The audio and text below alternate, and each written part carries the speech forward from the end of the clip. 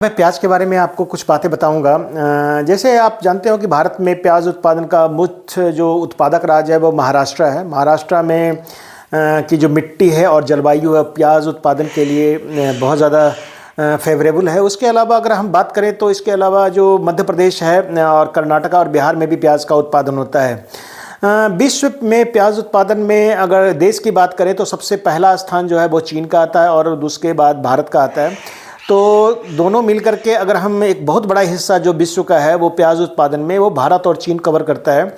और यहाँ का प्याज भी जो है वो चूँकि यहाँ के लोग प्याज ज़्यादा स्पाइसी खाते हैं, यहाँ प्याज का प्रोडक्शन और ये जो चीन और भारत का प्याज उत्पादन है वो माना जाता है कि जो यहाँ के प्याज है वो अच्छे क्वालिटी की है।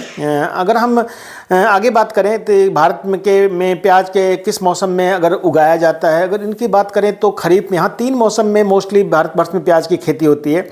एक तो खरीफ जिसको हम गर्मी का मौसम बोलते हैं। इसकी जो बीज की बिजाई होती है वो ऑलमोस्ट जून जुलाई में लोग करते हैं और फसल जो है वो अक्टूबर नवंबर में तैयार हो जाती है कुछ हिस्सों में। दूसरा लेट खरीफ है। लेट खरीफ की अगर बात करें तो ये बुआई जो है सितंबर अक्टूबर में होती है और जो फसल है वो जनवरी फरवरी में इसकी मोस्टली जो है तैयार हो जाती है। और जो सबसे महत्वपूर्ण है, जो सबसे ज़्यादा एकरेज कवर करता है, एरिया कवर करता है पूरे इंडिया में, वो है रबी वाली प्याज। यानी कि वो प्याज जो सर्दियों में जिसका उत्पादन होता है, इनकी यानी इसके बीज की बिजाई करीब करीब अक्टूबर नवंबर या नवंबर दिसंबर में होती है और जो ट्रांसप्लांटिंग है वो जनवरी फरवरी में होता है और इसका जो हार्वेस्टिंग है वो मार्च अप्रैल में हो जाता है। अगर हम रबी प्याज की नर्सरी के लिए उपयुक्त समय की बात करें तो समय रबी प्याज की नर्सरी के लिए अक्टूबर से लेकर के नवंबर के बीच में इसके बीज की बिजाई की जाती है।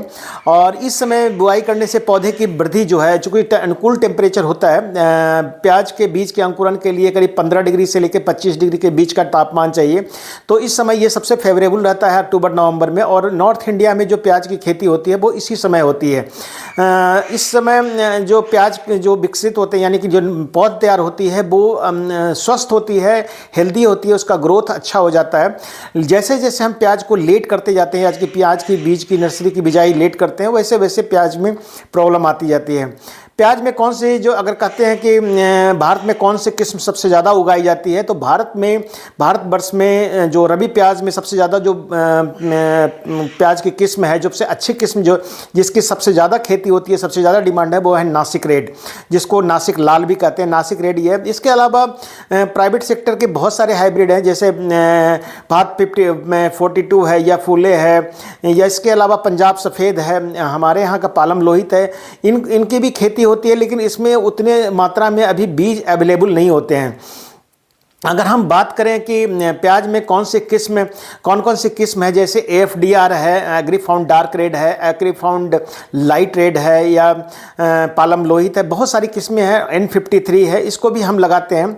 अर्का निकेतन भी है, अर्का कल्याण भी है। ये सब किस्में भी बाज़ार में अवेलेबल है और इसकी जो है खेती होती है। अर्का निकेतन, N53, अर्का कल्याण जो है, ये इनमें अर्का कल्याण को माना जाता है कि ये इसमें जो स्टोरेज कैपेसिटी है, कैपेबिलिटी है, या कह सकते हैं स्टोरेज लाइफ है, वो सबसे अच्छी होती है। इसके अलावा IRI के द्वारा निकाली गई पूसा रेड है, बहुत अच्छी किस्म है और इसको खरीफ और रबी दोनों में लगाते हैं। इसके अलावा अगर खरीफ की बात करें तो खरीफ प्याज में हम N53 को भी प्राथमिकता देते हैं। इसके अलावा भवानी है, जिसकी खेती मोस्टली रबी मौसम में की जाती है। अब 1 हेक्टेयर में अगर हम बात करें कि 1 हेक्टेयर में बिजाई के लिए कितने बीज की आवश्यकता होती है, तो करीब करीब 10 से 12 किलोग्राम 1 हेक्टेयर में। अगर आप रबी मौसम, वैसे मौसम के अनुसार डिपेंड करता है, रबी मौसम में करीब करीब 8 से 10 किलोग्राम बीज में अगर अच्छी तरह से आपने पौध लगाई तो 8 से 10 किलोग्राम प्रति हेक्टेयर बीज की आवश्यकता होती है। वहीं खरीफ अगर फसल की बात करें तो 10 से 12 किलोग्राम बीज की आवश्यकता होती है। और इस मौसम में, खरीफ मौसम में ज़्यादा बीज इसलिए लगता है कि इस समय बीज के पौध के मरने की संभावना जो कि बारिश के कारण रहती है, या इस समय कीड़े बीमारियां ज़्यादा लगती है, तो इसलिए बीज की मात्रा थोड़ी ज़्यादा लगती है।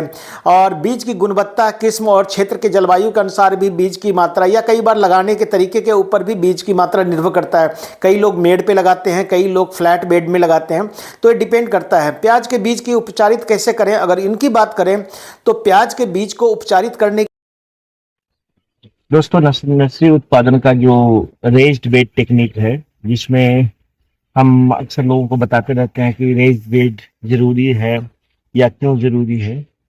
रेस्ड बेड में ये जो लंबाई है ना, ऑलमोस्ट 3 मीटर लंबा हम बनाते हैं। ये एक स्टैंडर्ड है। अगर आप नर्सरी लगाते हैं, खासकर सब्जियों की नर्सरी लगाते हैं, तो 3 मीटर लंबा क्यारी सबसे ऑप्टिमम माना जाता है। और इसकी जो चौड़ाई है करीब करीब 1 मीटर, ताकि आप इस साइड से, ये अभी थोड़ा कम है लेकिन इससे ज्यादा आप, ताकि आप आधा इधर बैठ करके हाफ पोर्शन तक आप काम कर सकें और उधर से हाफ, तो यानी कि ऑलमोस्ट 1 मीटर जो है वो चौड़ी क्यारी आपको बनानी चाहिए, जो सबसे ऑप्टिमम है।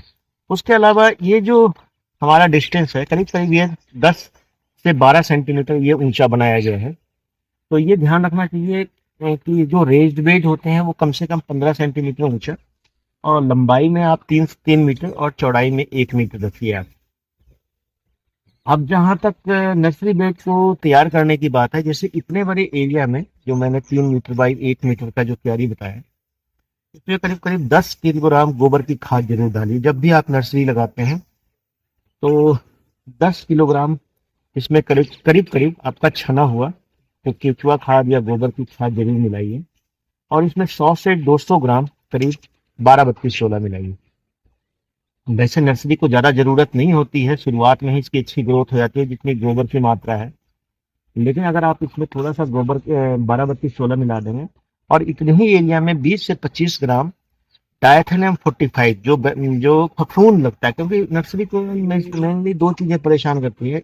एक तो है कि जो नर्सरी को परेशान करने वाला वो कीड़ा होता है, और दूसरा जो फंगस है जिसको हम कवक बोलते हैं या फंगस, या तो वो एक बीमारी और एक कीड़ा, दो चीजें परेशान करता है शुरुआत में। क्योंकि वो हम जब इसके 15 से 20 दिन के बाद तो इन पौधों को उखाड़ के हम ट्रांसप्लांट कर देते हैं, तो उसके लिए आपको शुरुआत में ही बेविस्टीन और की 10 से 15 ग्राम मात्रा, और खास करके डायथेनियम 45 उसकी करीब करीब कार्बन जो है वो 20-25 ग्राम मात्रा इसमें डाल दीजिए, मिला दीजिए अच्छी तरह से, पाउडर की तरह ही होता है।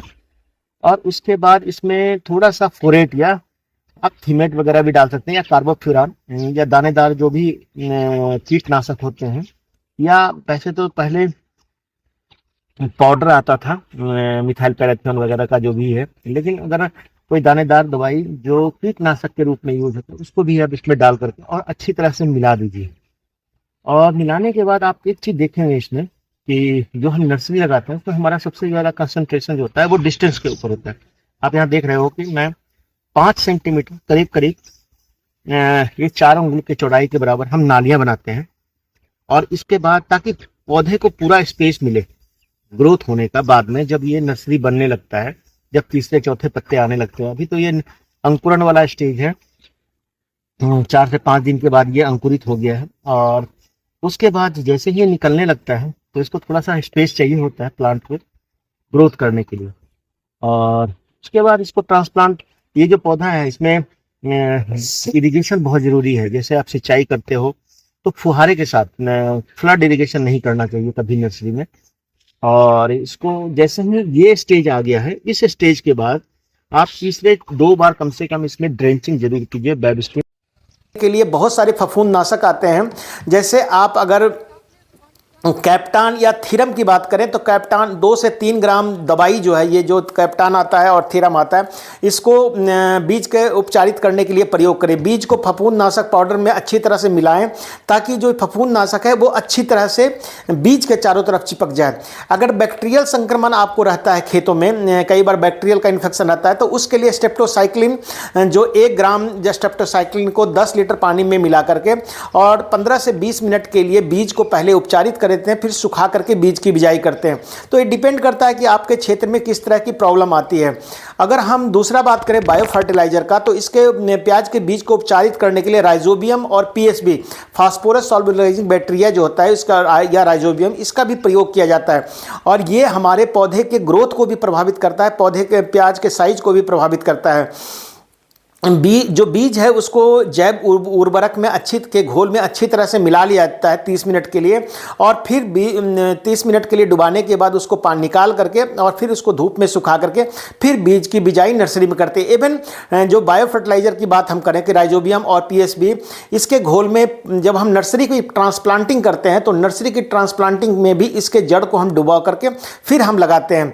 अगर हम गर्म पानी की बात करें तो गर्म पानी से भी प्याज के बीज का उपचार होता है। इसके लिए बीज को उपचारित करने के लिए करीब 50 डिग्री सेंटीग्रेड तापमान पर 30 मिनट के लिए जब हम टेम्परेचर गर्म पानी कर लेते हैं, उसका टेम्परेचर देखते हैं कि 50 से 55 डिग्री हो गया, तो उसमें बीज को 30 मिनट तक के लिए रख करके इसको उपचारित करते हैं। इसलिए इससे कई फफूंद और बैक्टीरिया दोनों का ही नुकसान जो कंट्रोल है वो जो बीजों में होता है वो हो जाता है, यानी कि जो बीज जनित बीमारी है वो इससे हम कंट्रोल कर सकते हैं।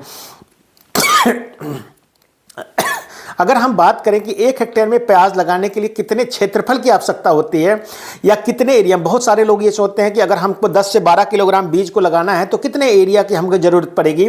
तो ये करीब करीब 0.05 हेक्टेयर यानी करीब करीब 500 वर्ग मीटर क्षेत्रफल की आवश्यकता होती है।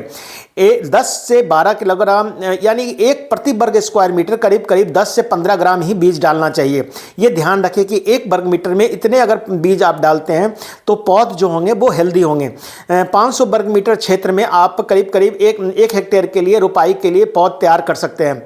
नर्सरी क्षेत्रफल का चयन इस बात पर भी निर्भर करता है कि बीज किस मौसम में बोए, जैसे खरीफ में लगा रहे हैं या लेट खरीफ में लगा रहे हैं या रबी में लगा रहे हैं, तो इस पर डिपेंड करता है। मोस्टली 500 वर्ग मीटर क्षेत्रफल के लिए 1 हेक्टेयर खेत के लिए पर्याप्त माना जाता है, यानी कि 401 कनाल एरिया में अगर आप नर्सरी लगाते हैं तो करीब करीब 25 कनाल में आप उसके 25 गुना ज़्यादा क्षेत्र में आप उसके लिए पौध तैयार कर सकते हैं। अब प्रश्न उठता है कि प्याज की नर्सरी तैयार करने के लिए नर्सरी के क्यारी में कौन कौन सी उर्वरक डालें या कौन कौन से हम रसायन को डालें। तो अगर हम इसकी बात करें तो प्याज की नर्सरी तैयार करते समय सबसे पहले तो अच्छी जगह क्यारी का चुनाव करें। जगह का चुनाव सबसे ज़रूरी है। उसके अलावा आपको खाद और बीज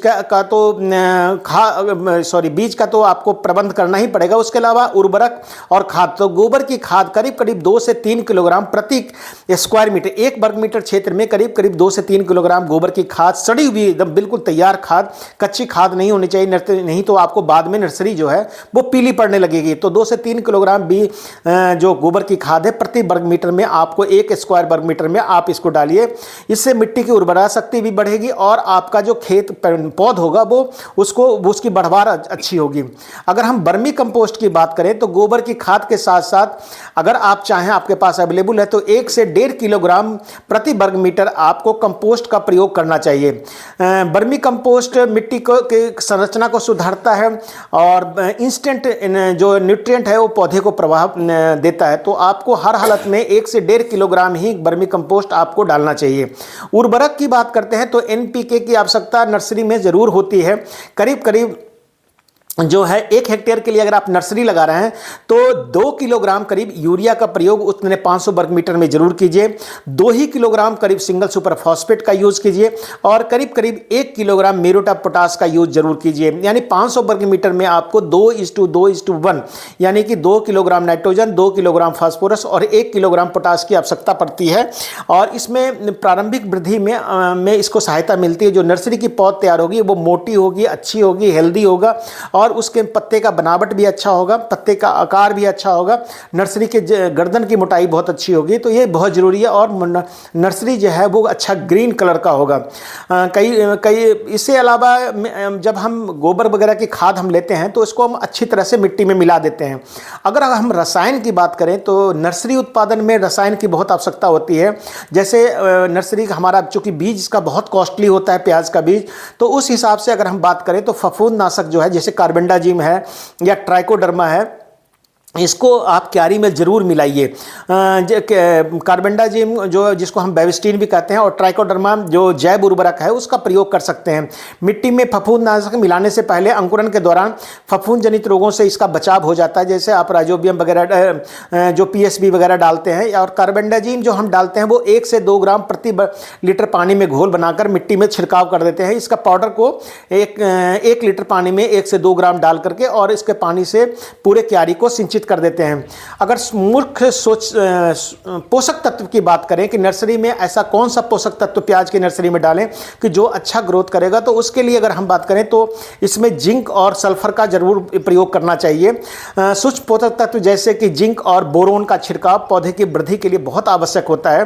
तो 0.5% जिंक सल्फेट या 0.1% बोरिक्स के घोल का छिड़काव आप नर्सरी में शुरुआत में ही कर सकते हैं जब पौधे उगने लगते हैं। इन पोषक तत्वों को आप ध्यान में जरूर रखें। प्याज की नर्सरी पौधशाला होने में क्या क्या करना। प्याज की नर्सरी में पीला पौध जो है, कई बार आपने सुना होगा कि किसानों की प्रॉब्लम आती है कि पीला होने लगता है। उसका एक कारण ये भी हो सकता है कि नर्सरी में आपने अच्छी तरह से उसके जड़ के क्षेत्र तक यानी कि सिंचाई ठीक से नहीं किया, तो पानी की कमी के कारण भी पौधा जो है वो आपका न्यूट्रिएंट जो है पोषक तत्व वो नहीं ले पाता। जब तक नमी खेत में नहीं रहेगी तो पोषक तत्व पौधा ले नहीं पाएगा। उस कंडीशन में हम कह सकते हैं कि नर्सरी जो है वो पीला पड़ने लगा। दूसरा कारण हो सकता है कि पोषक तत्व की कमी, जैसे नाइट्रोजन की कमी होती है। नाइट्रोजन की कमी अगर आपने शुरू में नाइट्रोजन नहीं डाला है तो आपको नाइट्रोजन का स्प्रे कर नर्सरी के ऊपर जरूर करना चाहिए। इसके लिए आप 19-19-19 का प्रयोग कर सकते हैं या 26-26-26 जो आता है लिक्विड फर्टिलाइजर, उसका प्रयोग कर सकते हैं। इसके अलावा 0.2% यूरिया का भी छिड़काव आप कर सकते हैं। वो डिपेंड करता है कि नर्सरी का साइज आपका कैसा है। इसके अलावा गोबर की सड़ी गली खाद का प्रयोग अगर हम नहीं करेंगे या कच्चे गोबर की खाद का प्रयोग करेंगे तब भी ये जो है नर्सरी में पीलापन आने लगता है।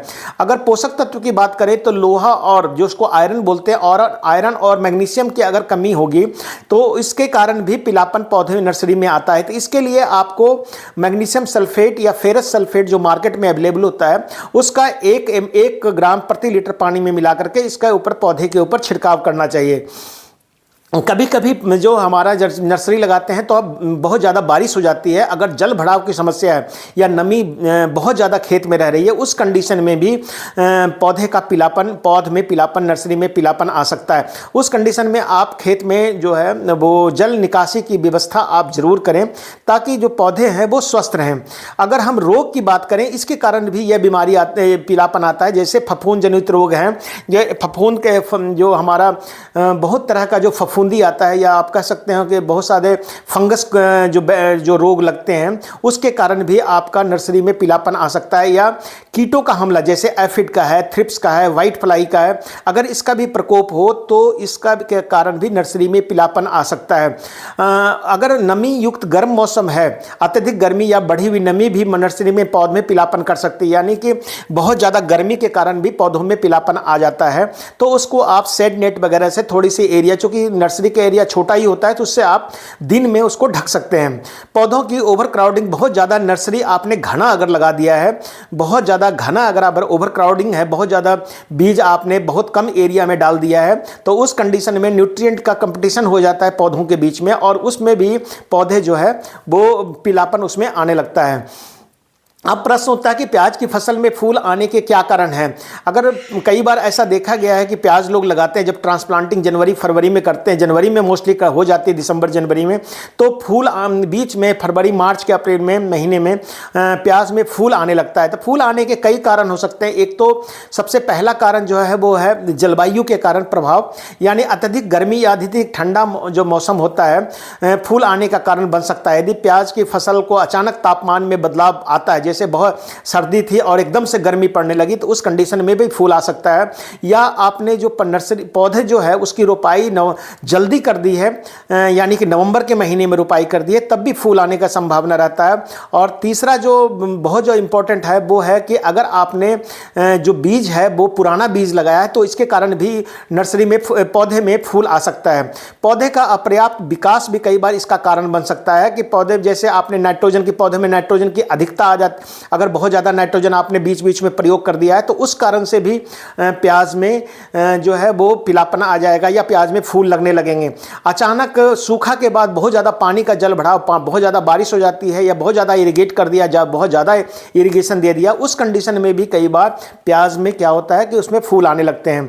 और अगर हार्मोनल अनबैलेंस है, कई बार ऐसा भी होता है कि प्याज में फूल आने के कारण जो हार्मोनल जो बैलेंस है उसके अंदर हार्मोन जो है प्याज के अंदर वो इनबैलेंस हो जाता है अत्यधिक टेम्परेचर के कारण, तब भी आपका जो है वो इसका जो है फूल आने की संभावना रहते हैं। और अगर जैसे नर्सरी अब बहुत ज़्यादा ग्रोथ कर गई हो, सही उम्र में ना लगाया हो, तो फसल को अगर जैसे कि सही उम्र का मतलब नर्सरी का बहुत पुरानी नर्सरी हो, तो उस कंडीशन में भी फूल आने बहुत ज़्यादा पुरानी, जैसे 2 महीने से ज़्यादा पुरानी अगर नर्सरी हम लगाते हैं तो उस कंडीशन में भी उस वेराइटी उस समय फसल में फूल आने की संभावना बनी रहती है। फूल आने का इलाज क्या है? अगर हम इलाज की बात करें तो एक तो अपनी जलवायु को देख करके, क्योंकि प्याज की नर्सरी जो है वो 13 से 25 डिग्री टेम्परेचर के बीच में ही जर्मिनेट होता है, तो उसी समय लगाएं। और 2 महीने के बाद अंदर ही आपने इसकी नर्सरी की रोपाई कर दें। पानी का सही प्रबंधन करें, यानी बहुत ज़्यादा सिंचाई ना करें खेतों में। उर्वरक का संतुलित प्रयोग करें, जैसे नाइट्रोजन का और फास्फोरस और पोटास की मात्रा। नाइट्रोजन इसके ग्रोथ के लिए चाहिए, फास्फोरस और पोटास जो है इसके जड़ के बनने के लिए और गांठें बनने के लिए चाहिए। तो अल्टीमेटली बल्ब बनने के लिए तो आपको नाइट्रोजन बैलेंस फर्टिलाइजर का प्रयोग करें, नहीं हो तो मिट्टी का जांच करवाएं। इसके अलावा कुछ जो किस्में हैं वो सेंसिटिव है, हो सकता है कि उन किस्म अगर कोई किस्म आपने लगाया है उसमें हर साल फूल आ रहा है तो आप किस्मों को बदल दें, क्योंकि किस्मों का भी एक अपना गुण होता है जिसके कारण से हो सकता है कि वो उस टेम्परेचर पे उसमें फ्लावरिंग जल्दी आ जाती हो। पौधों में तनाव नहीं बना के रखना है। तनाव का मतलब है कि बहुत ज़्यादा फर्टिलाइज़र, बहुत ज़्यादा पानी या बहुत कम पानी, अगर ये कंडीशन पौधे को रहता है तो इस कंडीशन में भी पौधों में तनाव आ जाता है। समय पे बुवाई अगर आपने नहीं या रोपाई नहीं की है तब भी फूल आने की संभावना बनी रहती है। प्याज में के फसल में खरपतवार नियंत्रण के लिए अगर हम बात करें तो सबसे पहला तो प्याज में माना जाता है कि निराई गुड़ाई हाथ के द्वारा की जाती है, ये सबसे बेस्ट है। इसके अलावा अगर बहुत बड़े क्षेत्र में आपने प्याज लगाया है तो अल्टीमेटली आपको खरपतवार नाशी का छिड़काव करना पड़ेगा। अगर हमने रोपाई से पहले, जैसे खरपतवार नाशी की अगर हम बात करें तो कौन कौन से खरपतवार नाशी का आप प्रयोग करेंगे, तो उसमें सबसे पहला आता है पेंडीमिथिलिन। पेंडीमिथिलिन इसको प्री इमर्जेंस खरपतवार नाशी भी कहते हैं। और जो बीजों के अंकुरन से पहले, जैसे आप बीज लगाने जा रहे हैं तो बिजाई से पहले या बिजाई के 24 घंटे के अंदर उसको 1 से 1.5 लीटर प्रति हेक्टेयर क्षेत्रफल में इसको आप पहले से छिड़काव करके या उसको लगा सकते हैं। इसके अलावा बीज बोने के तुरंत बाद खेत में छिड़काव कर देना चाहिए पेंडीमिथिलिन का। एक दूसरा होता है फ्लूक्लोरारिन। यह भी फ्लूक्लोरालिन जो है वो ये प्री इमरजेंस खरपतवार नाशी है। जो खरपतवार इसकी जो मात्रा लगती है करीब 1 लीटर प्रति हेक्टेयर लगता है, और 1 लीटर इसमें 0.75 यानी कि एक लीटर में 0.75 ml यानी कि 15 लीटर में करीब आपको 7 से 8 ml दवाई मिला करके आप इसको 10 ml के करीब का आपको छिड़काव करना चाहिए। बीज बोने के तुरंत बाद खेत में मिला लेना चाहिए, उपयोग करना चाहिए। उसके अलावा आता है ऑक्सीफ्लोराफेन। ऑक्सीफ्लोराफेन जो है वो पोस्ट इमरजेंस हर्बिसाइड्स है, यानी कि इसको प्याज को रोपाई करने के बाद या प्याज की नर्सरी में भी इसको लगा सकते हैं, लेकिन प्याज की नर्सरी में इसकी मात्रा जो है बहुत कम, करीब 15 लीटर की अगर बात करें तो 3 से 4 ml शुरुआत में प्रयोग करें। अगर घास कंट्रोल हो जाता है तो इससे ज़्यादा का प्रयोग बिल्कुल ना करें, लेकिन अगर खेत में लगाते हैं तो इसको करीब जब ट्रांसप्लांटिंग के 20 से 25 दिन के बाद ही इसका प्रयोग करें। अगर खरपतवार आने शुरू हो जाएं तो शुरुआत में ही, खरपतवार के शुरुआती अवस्था में ही आप इसका प्रयोग करें। करीब 5 ml से 7 ml प्रति 15 लीटर पानी में मिला करके इसका प्रयोग कर सकते हैं। इसके अलावा प्री इमरजेंस में एक मेटालाक्लोर भी आता है, इसका भी छिड़काव कर सकते हैं। ये आता है करीब 1 से 1.5 लीटर जो है दवाई, जो रसायन है, करीब 1 हेक्टेयर में इसका प्रयोग करना चाहिए। और बुआई के बाद उगने से पहले इसका छिड़काव करना चाहिए, यानी बुआई के बाद और खरपतवार उगने से पहले इसका प्रयोग किया जाता है। एक आता है क्विजेला फॉफ इथाइल, जिसको आप टर्गा सुपर भी कई बार इसके नाम से प्रयोग हो जाता है, बहुत सारे लोग जानते हैं। करीब 0.5 ml प्रति लीटर पानी में मिला करके आप इसका प्रयोग कर सकते हैं। और यह सभी तरह जब खरपतवार दिखने लगे तभी इसका, यानी कि पोस्ट इमरजेंस है, तभी इसका प्रयोग करें। अगर खरपतवार की समस्या नहीं है तो ये करने की ज़रूरत नहीं है। तो ये खरपतवार नियंत्रण जो है, अदरवाइज अगर आप छोटे एरिया में लगाए हैं तो हाथ के द्वारा खरपतवार निकालना प्याज में बढ़िया माना जाता है। और इससे क्या होता है कि प्याज के फसल की गुड़ाई भी हो जाती है, बल्ब का साइज भी बनता है, मिट्टी भी हल्की हो जाती है। लेकिन अगर लेबर की समस्या है तो उस कंडीशन में आप खरपतवार जो है प्याज के उत्पादन को 70% तक कम कर सकता है, यानी तो उस कंडीशन में आपको प्याज में खरपतवार को नहीं उगने देना है। अगर हम सभी खरपतवारों को नियंत्रण नहीं कर पाते हैं तो उस कंडीशन में अगर आपको लगता है तो हैंड बीडिंग भी कीजिए और साथ में कि जो खरपतवारनाशी है उसका भी प्रयोग कीजिए। प्याज की फसल में का जो पौधे हैं उसके बढ़ने लगते हैं, टेढ़े मेढ़े पत्ते इसके होने लगते हैं, तो आपने देखा होगा कि कई बार इसके जो पत्ते हैं जब हम प्याज लगाते हैं तो थ्रिप्स का प्रकोप होता है। ये तो बेहतर टेम्परेचर का भी प्रकोप होता है, टेम्परेचर के कारण भी पत्ते टेढ़े मेढ़े होने लगते हैं अगर टेम्परेचर बहुत हाई एकदम से हो गया तो उस कंडीशन में भी। लेकिन अगर हम सही समय पर बुआई ना करें तो भी हम नर्सरी में देखते हैं कि पत्ते जो है वो पीले पड़ने लगते हैं और टेढ़े मेढ़े होने लगते हैं। तो ये तो ध्यान भी रखना चाहिए। उसके अलावा उचित जल निकास का व्यवस्था का प्रबंध जरूर करना चाहिए। उर्वरक का संतुलित प्रयोग का अवश्य करें, पोटास एंड फास्फोरस का प्रयोग करें, नाइट्रोजन का ज़्यादा प्रयोग ना करें। नाइट्रोजन की समुचित मात्रा शुरुआत में नर्सरी में जरूर चाहिए। Super phosphate muriate of potash का प्रयोग करें। पानी का सही मात्रा में प्रयोग करें, सिंचाई समय पर करें, संतुलित पानी दें, और अल्टरनेट मतलब कुछ ही दिनों के अंतराल पर एक समुचित समय की, ताकि मिट्टी की बनावट के अनुसार सिंचाई की आवश्यकता होती है। तो इन सब बातों को आपको ध्यान रखना चाहिए। या पौधों की उचित जो है स्पेसिंग आपको देनी बहुत ज़रूरी है। पर्याप्त दूरी करीब 10 से 15 सेंटीमीटर के ऊपर ही पौधों को लगाएं। लाइन से लाइन की दूरी 15 सेंटीमीटर और पौधे से पौधे की दूरी 10 सेंटीमीटर रखते हुए इसके लगाएं। या रोग और कीटों के कारण भी, जैसे आपका बहुत सारे जो ऐसे कीट हैं, बीमारी है जो इसमें लगती है, जैसे डाउनी मिल्ड्यू लग जाती है या पर्पल ब्लॉच लग जाता है, उस कंडीशन में आपको मैनकोजोब या थियोफेनेट मिथाइल या साइपरमेथ्रिन, क्लोरोपाइरिफॉस इत्यादि का आपको कीटनाशक और उसका प्रयोग आपको करना पड़ेगा अगर प्याज का अच्छा उत्पादन लेना है। साथ में उचित समय पर कीट का रोग का नियंत्रण आपको बहुत ज़रूरी है। इसमें पत्ते जो हैं वो मुड़ने भी लगते हैं और पत्ते कई बार इसमें मतलब एक ऊपर से शीर्ष से ये झुलसने लगते हैं। तो ये सब बातों का ध्यान आप अवश्य रखें। प्याज के पौधे में के फसल में के पत्ते टेढ़े मेढ़े होने का कई कारण मैंने आपको बताया कि इसका टेढ़ा मेढ़ा, कई बार इसके पत्ते आप देखें स्प्रिंग टाइप के हो जाते हैं या टेढ़े मेढ़े मुड़ने लगते हैं। तो मोस्टली वो जो लक्षण है वो माना जाता है कि वो थ्रिप्स के कारण ही होता है।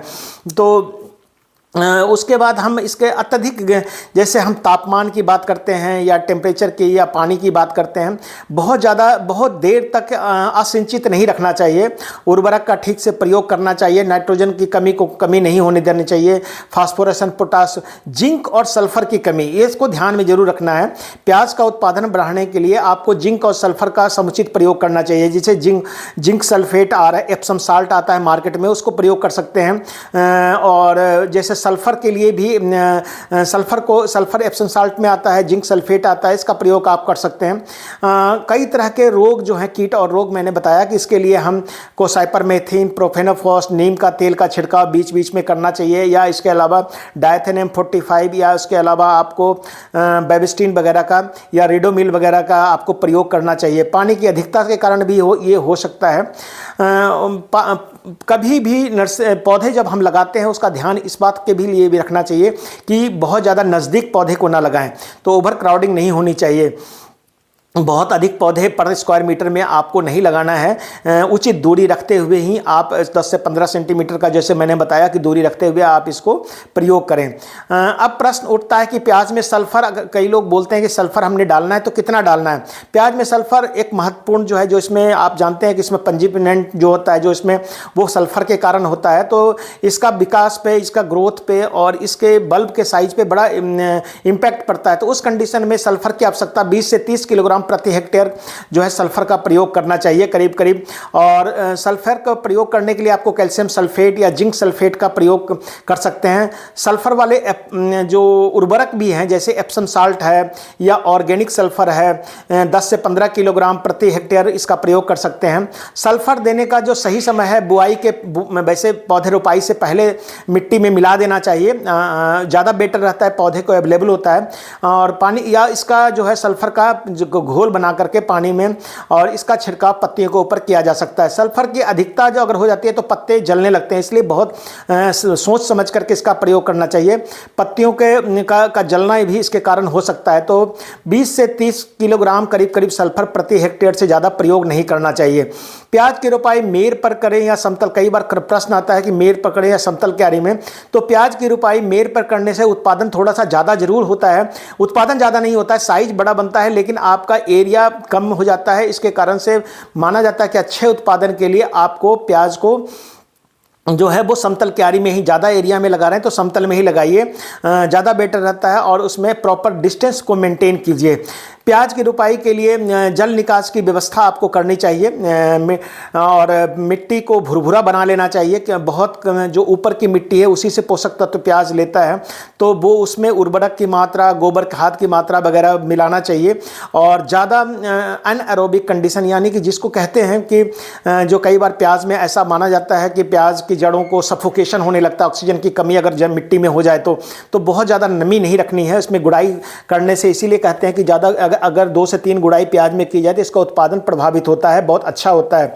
समतल क्यारी पर में जब हम लगाते हैं ये सब चीज़ें, मेड़ वाले में तो ठीक है, लेकिन समतल क्यारी में लागत भी कम आती है, सिंचाई जल्दी आसान हो जाती है, मिट्टी की संरचना पे डिपेंड करता है समय पर, और स्थान का चयन के आधार पर भी हम कर सकते हैं कि कौन समतल क्यारी बनाएं, या लेबर के ऊपर भी डिपेंड करता है कि आपको मेड़ पर रुपाई करनी चाहिए। तो ये सभी कुछ कारण हैं जिसके कारण मैं कह सकता हूं कि मेड़ पर भी अगर प्याज की खेती करते हैं लोग, और लोग जो है उसके अलावा जो समतल क्यारी, लेकिन ज़्यादा एरिया में अगर आप लगाते हैं तो समतल क्यारी ज़्यादा बेहतर रहता है। 3 बाई 1 मीटर की क्यारी बना करके, 1 या 2 मीटर की, और उसमें आप इसको रुपाई कर सकते हैं। तो ये किसान भाइयों प्याज के बारे में, चूँकि प्याज लगने का टाइम हो चुका है और इस समय किसान भाइयों को इसकी जानकारी चाहिए थी, तो मैं इसकी जानकारी देने की कोशिश किया। बहुत कम शब्दों में मैंने कोशिश किया कि सारा पूरा नर्सरी से लेकर के और उस तक आपको कवर कर सकें। तो किसान भाइयों अगर कोई प्रश्न है तो मेरे फ़ोन नंबर 9418494333 पे आप हमको पूछ सकते हैं कि इसका क्या इलाज है। बेटर रहेगा कि जब भी आप हमसे कम्युनिकेट करें तो एक छोटा सा वीडियो ज़रूर भेजें, 1 से 1 मिनट 2 मिनट, ताकि समझने में आसानी हो। इसके अलावा अगर नहीं हो सके तो फ़ोटो से आप अपने प्रश्न को कोई फ़ोटो भेज सकते हैं जिससे मैं आपको सही इलाज बता सकूँ। आज मैं जिस वैरायटी के बारे में प्याज की बात कर रहा हूँ वो है पालम लोहित। आप देख रहे हैं इसका साइज ऑलमोस्ट, अभी 15 दिन है इसको टाइम उखाड़ने का, तो प्याज का साइज ऑलमोस्ट 200 से 250 ग्राम का हो चुका है, और कलर भी इसका बड़ा अच्छा है। जो सबसे बड़ी बात है, मैं आप लोग को बार बार कहता हूँ, प्याज से प्याज का डिफरेंस 1 गिट्ठा यानी कम से कम 15 सेंटीमीटर जरूर रखना चाहिए। 10 से 15 सेंटीमीटर जैसा आप देख रहे हैं, और सभी का साइज आप देख सकते हैं एक जैसा है। एक चीज है, आपने देखा होगा जब प्याज हम लगाते हैं तो गर्दन ये मोटी हो जाती है, लेकिन जब प्याज का साइज बड़ा होगा तो धीरे धीरे ये गर्दन जो है ये पोला होना शुरू हो जाएगा। पोला मतलब सूखना शुरू हो जाएगा। जैसे आप यहाँ देख रहे हैं इसकी गर्दन मुलायम हो गई है, तो ये निशानी है कि अगर हम मैं पालम लोहित जो हमारे यूनिवर्सिटी की बड़ी अच्छी वैरायटी है, और देख सकते हैं कि कई सारे इसमें पौधे जो है वो लगाए हुए हैं। और प्याज की ये variety Agrifound dark red या N53 उससे अच्छा है, दोनों के बीच का कलर है, ज्यादा पर्पल भी नहीं है, लेकिन साइज ऑफ द बल्ब जो है वो बहुत बढ़िया है, जो इसका बल्ब का साइज है। और नज़दीक से अगर आप देखें तो आप इसको देख सकते हैं कि इसका बल्ब का साइज कितना अच्छा बना है। और सबसे अच्छी क्वालिटी है कि इसमें अभी तक बोल्टिंग नहीं हुआ है, कोई भी फ्लावर का पिक आपको नहीं मिलेगा जिसमें कह सकते हैं कि फ्लावर इसमें आ गया हो। और क्योंकि मई का महीना करीब करीब 1 सप्ताह चला गया है और अभी तक कोई फ्लावर बड नहीं आया है इसमें। सारे जो पौधे हैं और पूरी तरह पालम लोहित की है। और तो ये एक बहुत अच्छी क्वालिटी है कि अगर आप बोल्टिंग से परेशान हैं, कई बार लोग कहते हैं कि हम जब प्याज लगाते हैं खासकर दिसंबर लास्ट या जनवरी में या नवंबर कुछ पहले लगा देते हैं तो बोल्टिंग हो जाती है, यानी उसमें फूल आने लगते हैं।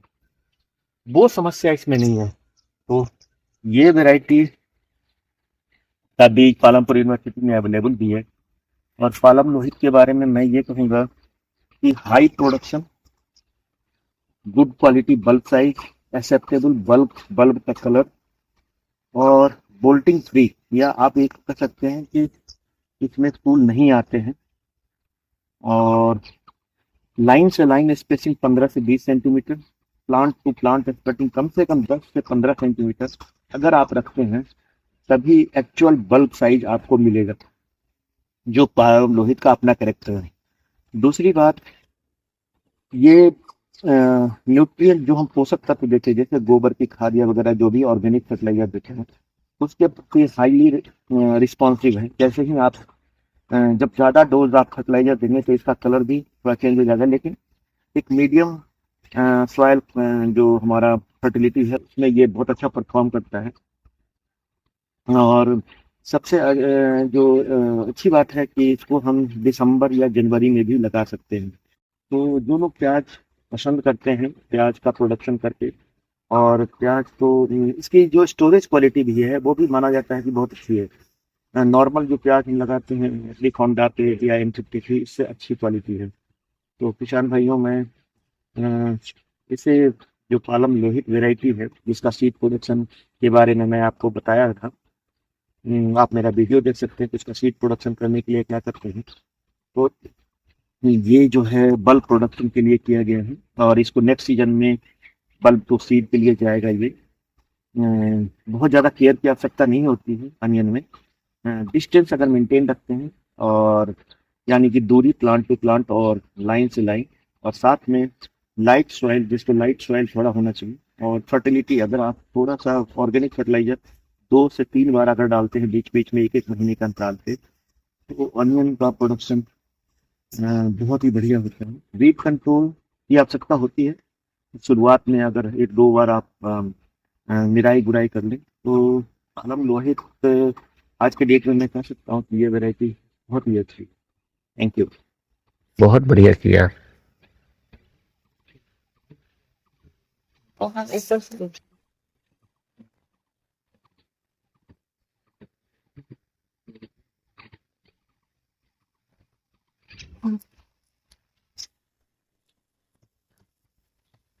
अच्छा अच्छा यहाँ ऊपर चेक करिए ना, इधर साइड पे दो है बड़े बड़े,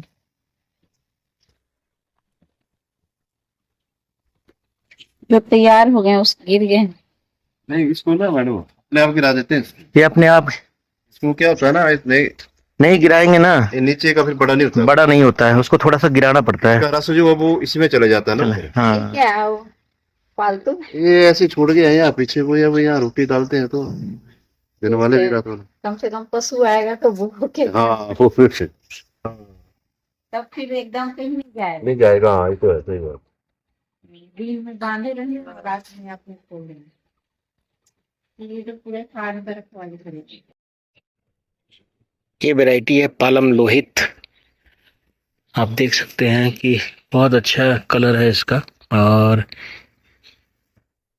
बाद में ऐसे कर लेंगे, है ना, यही है।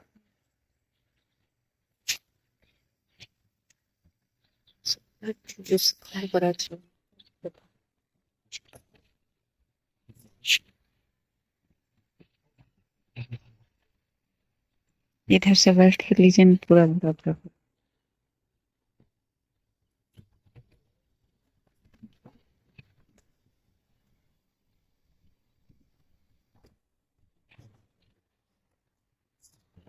अच्छा करें